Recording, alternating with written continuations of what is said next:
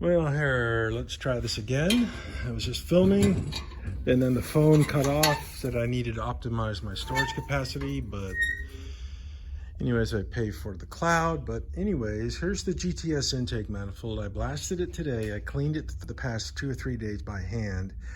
I'm going to show you some of the residue that's still inside some of the runners, some of the air intake plenums.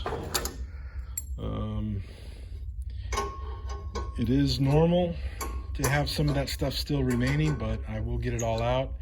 I chose to blast it first after I got about a 60% clean solution. I chose to blast it to have a good clean surface like that. Now you look in here, like in that corner in there, I don't know if you see the black, so I got to chip all that out, but now I can see it. See, I can see that. Some remnants down in there. And then up on top of that air horn, right in there. And up in the inside of here. So there's still some remnants on this manifold, which is normal. It's not an abnormal thing to have this happen, but this is a GTS intake manifold, and these are notorious for being very difficult to clean, very challenging. Some remnants down in there. Of course, they'll all get cleaned up, but I needed to blast it so I can see it. Now down in here, like this little hole here, that just cavitates, so it doesn't do anything. And this thing is bent. I'm gonna have to change out these. This shaft here is bent. I don't know how I did that, but I bent it. But anyways, let's see if we can look in there, see some of the black. And you can see some black down there. Of course, I'll have to get that all cleaned out. And let's see if I can shine the light up under it. Yeah, here we go. Don't know if that's going to give me a good shot. Probably not. This one I got pretty clean.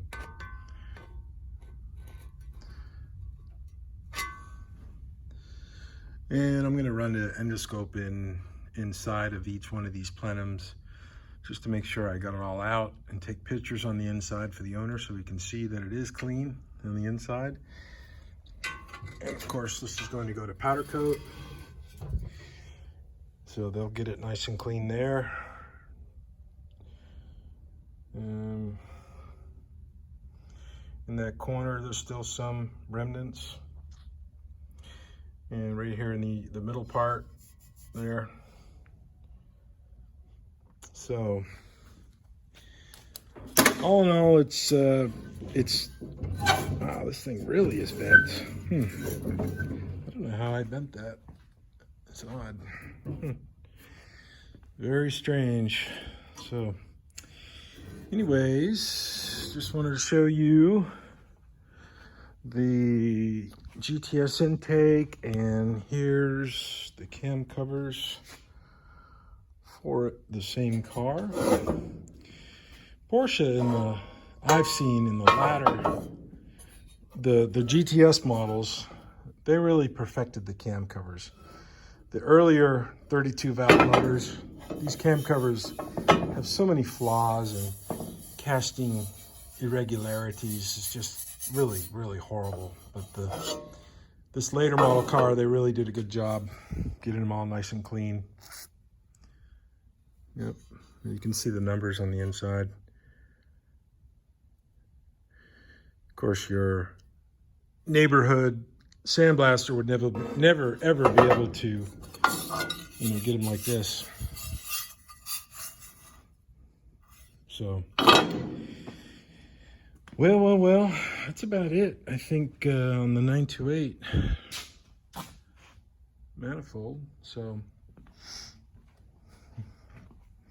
in case you're wondering, these are Mopar 15-inch rally wheels. Kind of rare. A lot of 14s, but not many 15s. And that's what we have here. So, anyways, friends, just wanted to give an update on this manifold, mainly for the owner, and to show progress and how we're proceeding. I'm going to get these bearings out. Sean, I did contact Sean, and he told me the type of puller to get, and I'm going to order that and get both bearings, the top and the bottom. You know, this one, get that one out of there also. So, because as I said in an earlier video, I certainly wouldn't want to have this returned to me with those bearings in it and then have a nice pretty powder coat. So lesson learned. There's been a couple of y'all that we didn't do that for, but as I said, lesson learned. We do it better today than we did yesterday. So I'm always looking for ways to improve my game, make sure it goes better, faster, more efficient, and of course an end result better for you.